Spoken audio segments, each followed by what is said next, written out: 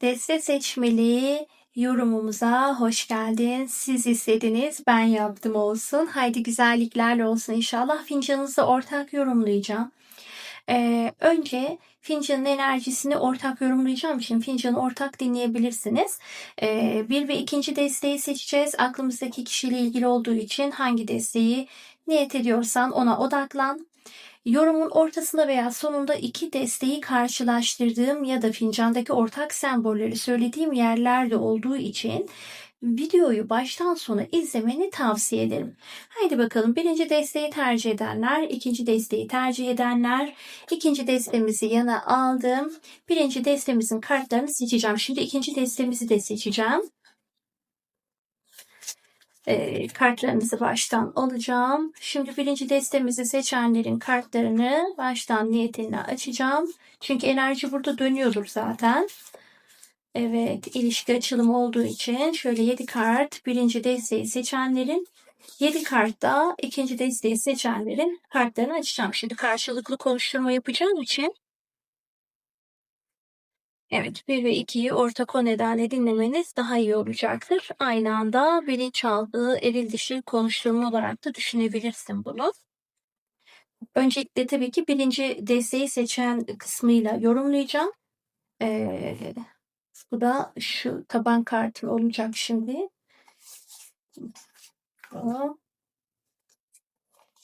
Şu kart daha çok geldi. Şu da sizin taban desteğiniz. Orada kartlarınızı birazdan oraya koyup yorumlayacağım yer.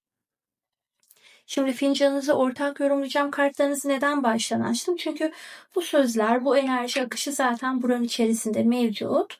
Büyük ihtimalle burada da kartlarda fincanda ne çıkarsa çıkacaktır. O nedenle önce fincanımızı kapatırken bile etrafa taşışından şunu anladım.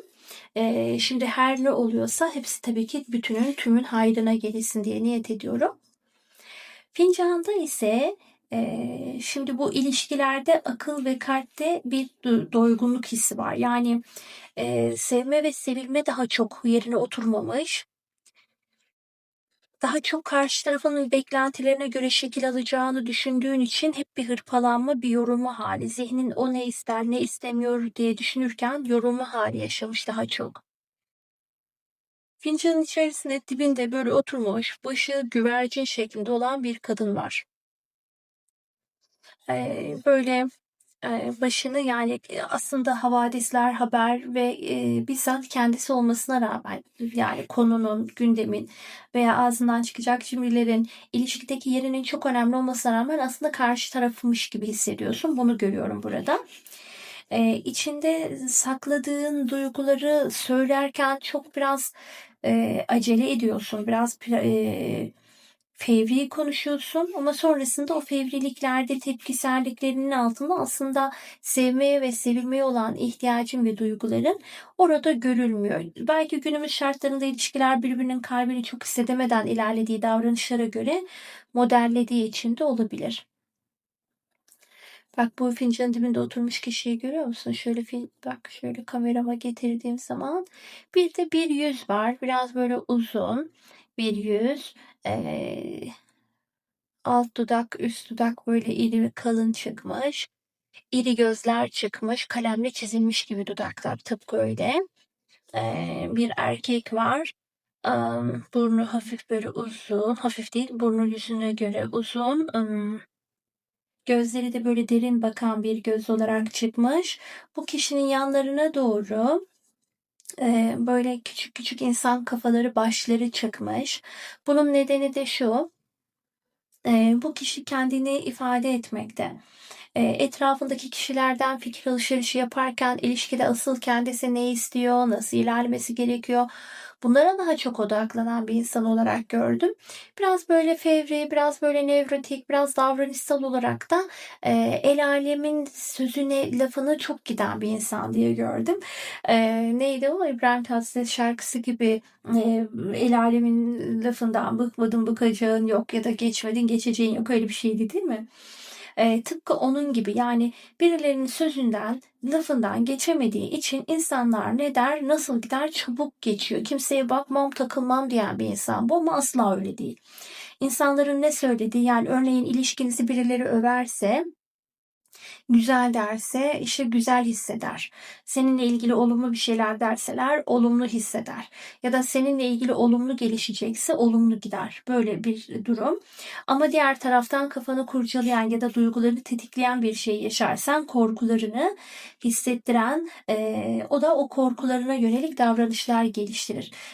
Şimdi tabii ki böyle kalbini kapatmış bir insan değil bu. Ama çok böyle küheylanımsı yaklaşımları olan, bir yanına bakarsan her şeyden anlayıp her şeye bir fikri olan bir insan. Bu biraz zor, hani zorlayıcı bir davranış. Aslında şöyle söyleyeyim. Kendisini ikna eden, kendisiyle ilgili ikilemlerine, duygularına, davranışlarına daha çok önem veren bir insan olduğu için anlaşılmasını hep bekler ama seni anlamakta zorluk yaşar bu kişi. Zaten zahmetsizce olan şeyleri seviyor. Yani işte getir, parayı getir, işi getir, aşkı getir, insanların olumlu tepkisini getir. Yani her şeyi düzeyli bir şekilde olsun istersin sen ama o düzeyi sen oluştur istiyor. Yani bak diyor, bu ilişki var burada. Sen nasıl istersen öyle davran, ben de öyle şekil alacağım diyor. Yani zorlukların altına elini sokar mı, artık o da benimle beraber ilerler mi dersen, sen ne kadar çabalıyorsan o çabanın karşılığında sana bir şeyler yapıyor, böyle getiriyor. Ha, sen bizim için şunu yapmışsın, harika, o zaman ben de hadi sana uyum sağlıyorum. Ben de seninle uyumlu ilerliyorum. Sanki hani çok emek verirsiniz diyor kendisine, ilişkiye, yaklaşımlara.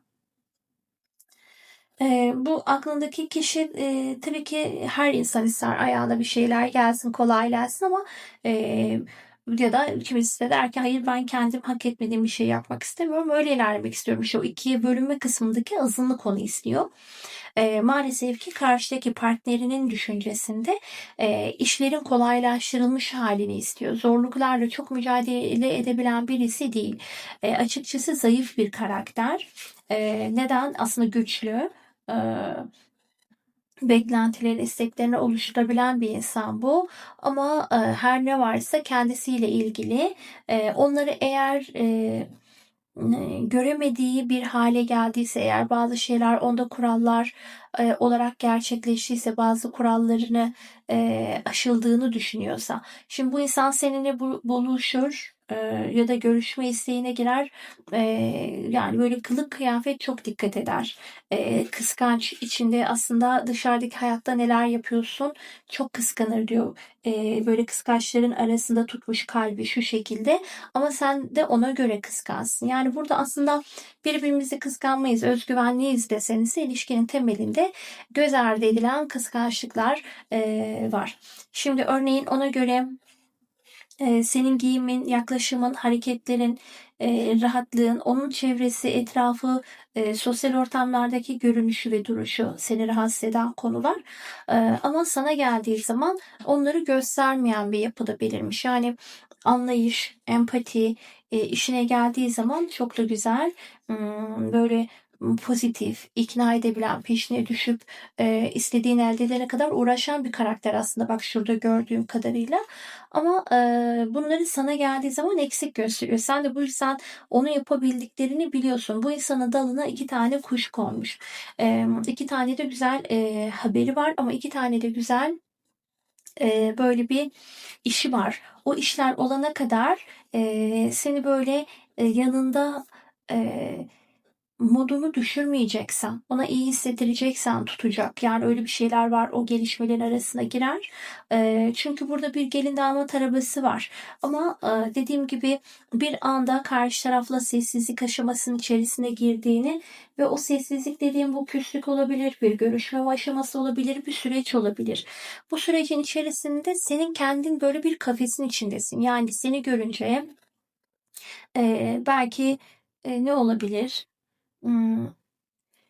Kişiler seni beğeniyor, etkileniyor ama senin hayatında sorumlulukların olabilir, aldığın görevler olabilir, sorumlulukların olabilir. Yani Yani mesela ne olabilir? Bakmakta sorumluluğun olduğunu düşündüğü bir ailen olabilir. Annen ya da babanla yaşıyor olabilirsin. Ya da onlarla beraber bu sorumluluğu alacağını düşündüğü için korkuyor olabilirler. Böyle etrafından sana gelmek isteyen, adım atmak isteyen ama attığı zaman sanki senin hayatındaki her şeyi olduğu gibi almak zorundaymış gibi hissetmesi bir korku veriyor diyor bu. Ee, Bu ya ailen olabilir ya karşı taraf hayvansever olmayabilir, hayvanların olabilir. Bir şeye düşkünlüğün olabilir ya da karşı tarafın hayatında bir bakmakta sorumluluğu olan birisi olabilir. Bakıp bakamayacağın konusunda belki o tereddüt olabilir. Yani ikinizin hayatında bakmakla yükümlü olmasanız da ya da olsanız da hayatınızdaki birileriyle beraber gelişecek konulardan dolayı bir çekimsellik olabilir. Örneğin senin çocukların büyüktür. Bak şurada. Eğer öyleyse işte onlarda bekar varsa seninle evlenme konusuna giden bir durumsa onların sorumluluklarını alacağını okuyan ya da yetişkin olup evlilik çağında olan varsa onların sorumluluğunu alacağını düşündüğü için bir şeyleri böyle ağırdan alabilir. Ee, Ya da sen o yaşlarda kişilerin olduğu için göstermekte ve tanıştırmakta çekiniyor olabilirsin. Yani bir taraf diğer tarafın hayatındaki bir şeyleri tam ortaya çıkmasından böyle rahatsız oluyor. Öyle bir durum var. Yani gelen taliplerin, kısmetlerin, enerjilerin o yüzden de durmuş olabilir şimdiye kadar. Ya da şu anki ilişki enerjisinde de bak bu kişinin de bu o enerjiyi böyle bir toparlayıp da aranızda aşkın doğru bir şekilde ilerlemesinde maniler görüyor. Bir şeyi kısıtlı yaşıyorsunuz. Birinizden birinizin bir engeli var. Olacak biraz da devam edecek.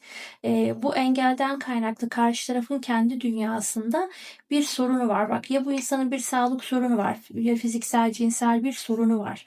Ama öyle ki sen sanki eee büyülendi de benden uzak duruyor, nefret ediyor ya da istemiyor, soğudu diye düşüneceğim bir olay bir günden var bak ortada.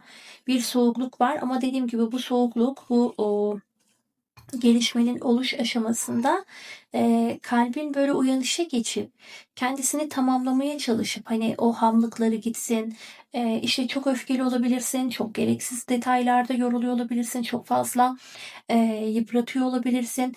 Bazı gerçekleri kabul etmekte ya da olduğu gibi anlamakta zorluyor olabilirsin. Gerçekleri söyleyenlere kızıyor olabilirsin. Yani uyanış sürecine geçmişsin ama o uyanışının gerçekleşmesini gerektirecek gelişmeleri şu anda sağlayamıyorsun.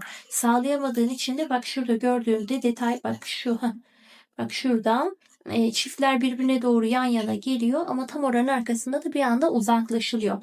Aslında herkes bir arada kalabilmenin ya da olabilmenin verdiği bütün lüksleri zamanında yaşamış, beraber hani olsun diye bir çaba verilmiş ama şimdiden sonrasında onu göstermiyor.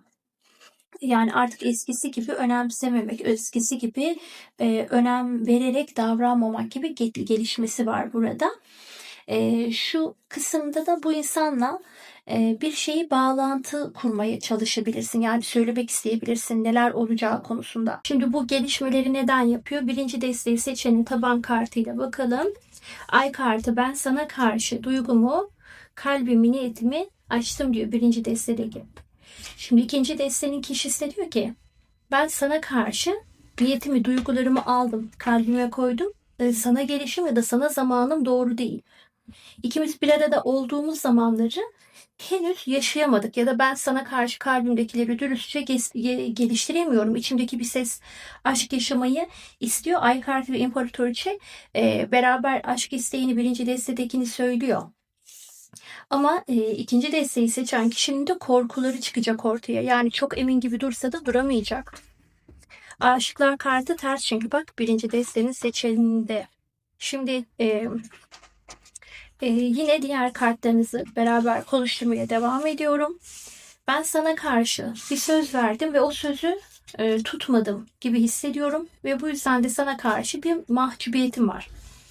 Aşıklar kartı birinci desteği seçen de ters sevilmediğini düşünüyor. Çok değer verilmediğini düşünüyor. Açıkçası değer duygusu ya da düşüncelerini şu anda henüz tam anlamıyla yaşadığına inanmıyor. İkisi beraber bir arada kalbine göre davranmadığı için bu kişi diğer kişinin zihninde soru işaretleriyle dolu.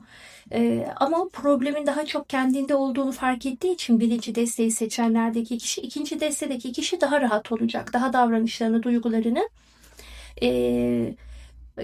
zamanı bırakarak ilerleyecek. Yani birinci desteği seçen hemen sonuç beklerken ikinci destedeki kişi emin olarak ilerlemek isteyecek. Nedeninde ise atılmamış adımlar, konuşulmamış sözler, söylenmemiş davranışlar var. Bunlar bir ay, birkaç ay içerisinde, bir ay, 1,5 ay içerisinde sezgi olarak gelecek sana. Ya karşı tarafın sana bir duygusuyla gelecek ya senin ona karşı bir duygunla gelecek. Ama nasıl biliyor musun? Böyle vazgeçme gibi bir duygu ortaya çıkacak. Ya senin ona karşı olan bir duygunu ya o senin birinci desteden bakıyorum. Dönmemesi, gelmemesi, kalbini kapatması söz konusu. Bir şeyi kapatacak, bir hatası olacak. O hatayı kabul etmek ya da ona gerçekten de dürüst olduğunu hissetmek kolay olmayacak. Bu insanın değnek edilisi kartı mücadelesi devam edecek. Henüz hayatında bitirmediği bir mücadelesi, bir problemi var. Açıkçası sana karşı dürüst olmadığı gelişmelerini ifade etmeye çalışacak. Aslında bir şeyi de söylemiş, göstermiş sana. Bak ben bunu bu şekilde yapamıyorum. O yüzden de ben böyle biriyim tavrına gittiği için de sen kızgınsın içinde. Ya kızgın ya kırgınlığın var. Karşı taraftaki kişinin içindeki hisleri ve sezgilerini kullanmaya çalıştığı şey ise bak burada fincanında ve tılsım kraliçesi kartı ve şövalyesi alt alta gelerek gösteriyor. İkinci desteği seçenlerin destesinde. Bir bakıma belki durduğum zaman kalbindeki sesleri hissetmediğini düşünüyor olabilirsin ama sizin telepatik bir bağınız var. Kalben birbirinizi hissedecek ve duygularınızı zaman zaman bir adım atıp kaçan taraf gibi hissedeceksin. Diyeceksin ki ben bu adamı, kadını seviyorum. Neden kaçıyorum? Şimdi ikinci desteği seçen kişi nedenlerini arıyor bazı olayların. Birinci desteği seçenlerde de şöyle bir şey var.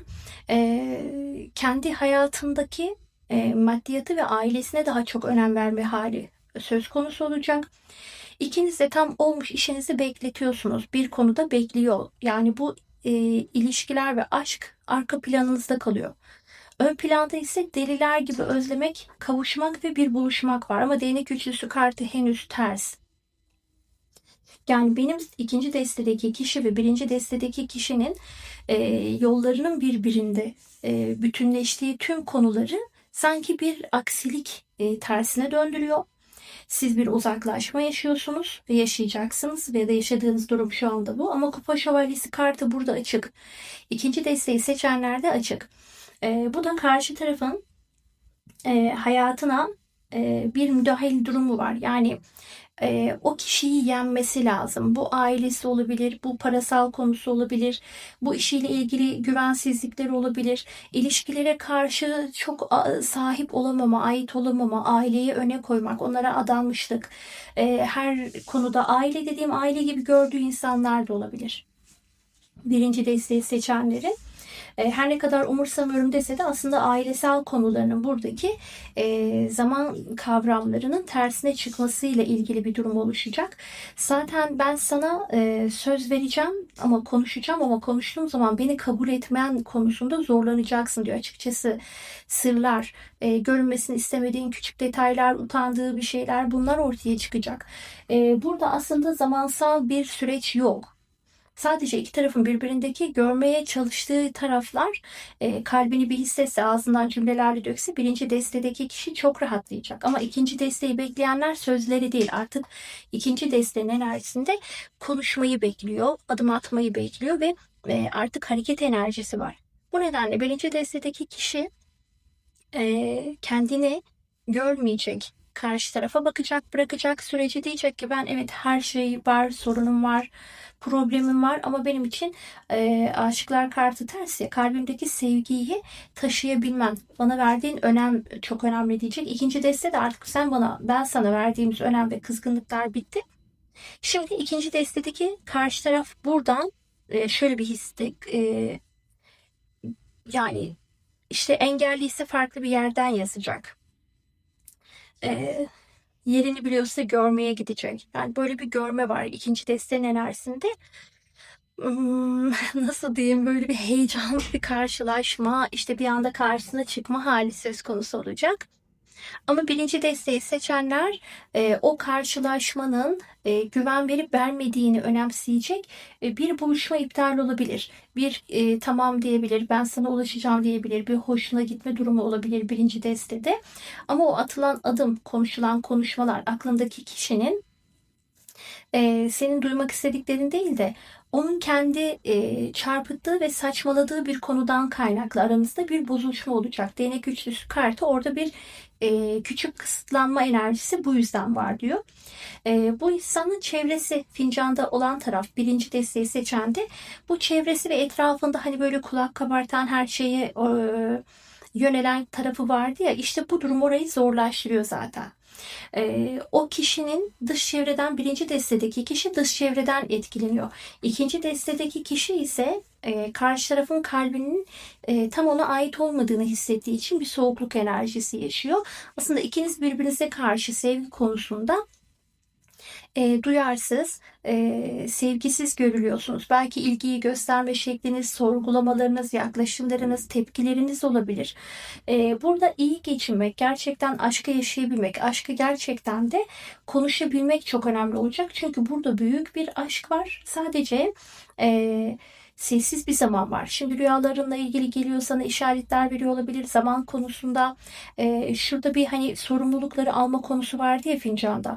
Senin hayatında ya da senin onun hayatındaki sorumlulukları alıp almayacağın, sonradan problem çıkartıp çıkartmayacağın konusunda bir tereddütü var. Arkasında küçük bir püsküllü belası var. Öyle söyleyebilirim o sana göre gelecek şekilde. Ama o püsküllü belada böyle hani aşka mani değil. Korkma. Eğer ki birinin sorumluluğu varsa onun hayatında onunla beraber ilgilenmen gereken küçük bir dönem ya da onun ilgilenip de o düzene koyup beni seviyorsan böyle sev diyeceği şey var ama onu kabul etmenle beraber bu aşk açılacak. Şimdi ikinci destenin tarafında karşı tarafın arkasında nedenleri var. O nedenlerden yaklaşıp ilerletemiyordu. Şimdi açılacak ve ilerleyecek diyor. Önünüzde tıkanmalar bitiyor. Değnek yedilisi kartı, mücadeleniz güzel bir süreci ilerler. Aşk sizin istediğiniz gibi gelişir. Mahkeme kartı ters. Yıldız kartınız ama düz. Bu da şundan bahseder. Sizin yıldızınız yani birbiriyle uyumlu. Aşktaki onun yıldızının yüksekliği sana fayda edecek. Öyle söyleyebilirim. Ama birinci destedeki taraftaki seçenlerde ise aşıklar ters. Aşkta duranlık, kalpte bir yorgunluk var. Zihinde de bir boşluk hissi var. Bu da ikinci destedeki taraf, eğer sen karşı taraf için ona niyetlenediysen ondan sana gelecek olan gelişmelerin durmasına neden olan bir sorumluluğu, onun sorumluluğunu anlamaya, dinlemeye, kabul etmeye yönelik bir yaklaşımın olursa birlikte yürüyeceksiniz bu yolu hızlı bir şekilde. Yani yolunuz o konuda açık. Eğer ki bu taraf sensen, karşı tarafla ilgili o zaman birinci deste karşı tarafsa aşıklar kartı, karşı tarafın aşk önceliği değil, önceliği henüz ilişkiyi tam aktif bir şekilde buluşma, görüşme ve sıradan bir ilişkiye dönüştürme yolu değil. Bu kişi zihniyle düşünüyor, duygularıyla yargılıyor, eleştiriyor, iç sesiyle konuşuyor ve bu olumsuz bakış açısını bırakmadığı için birinci destedeki kişiler aşkı gerçek haliyle yaşayamıyor ve yaşatamıyor ve hissettiremiyor. Bu yüzden de büyük bir problem bu. Farkındalığının açılması gerekiyor. Davranış ve uyanış enerjisini aktifleştirmesi gerekiyor. Hani bir şeyiniz birbirinizle uyumlu değil. Yani siz birbirinizi sevip uyum noktanız var ama hayatlarınızdaki kişiler ya da hayatınızdaki bağlılıklarınız, bağımlılıklarınız birbirine uyumlu değil.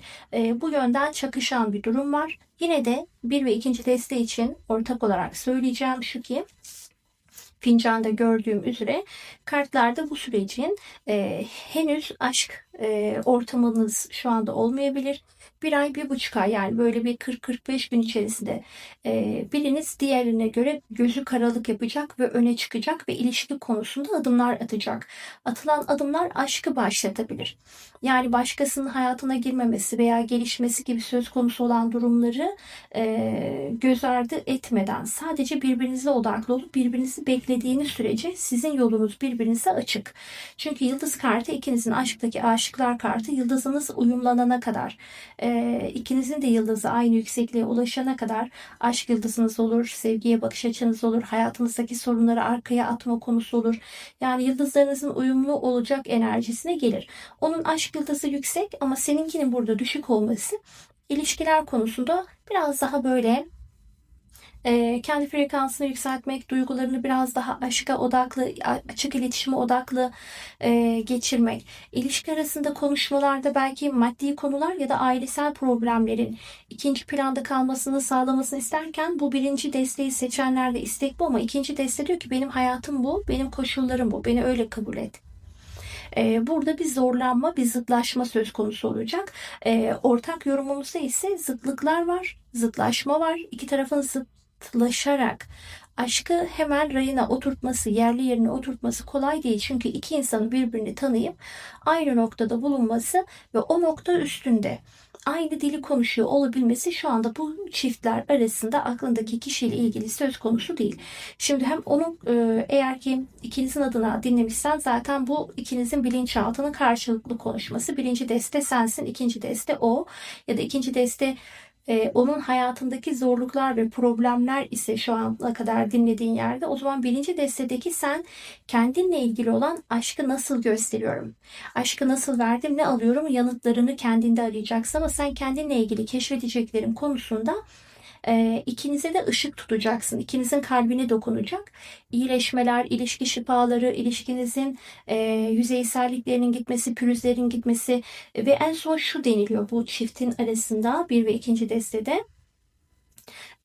Biz birbirimizi seviyorsak kime ne? Yani öyle bir duyguya, herkesi arkanızda bırakmaya da en son çok güzel bir şekilde yol alacaksınız. Burada bir gelin damat arabası var demiştim ya, yani aşkın ilerlemesi ve sonuca ulaşmasına da delalet eder. Güzel bir haber ve iletişimde açık, yine dediğim gibi ama zamanı var. Zamanda 40-45 gün arasında bir süreçte gerçekleşir. Tabii ki bu adımı atabilen, gözünü karartan kazanacak diyor. İlk adımı atan ve tamamlayıcı olan başarılı olacak çiftin mücadelesini güzelleştirmesinde dedi.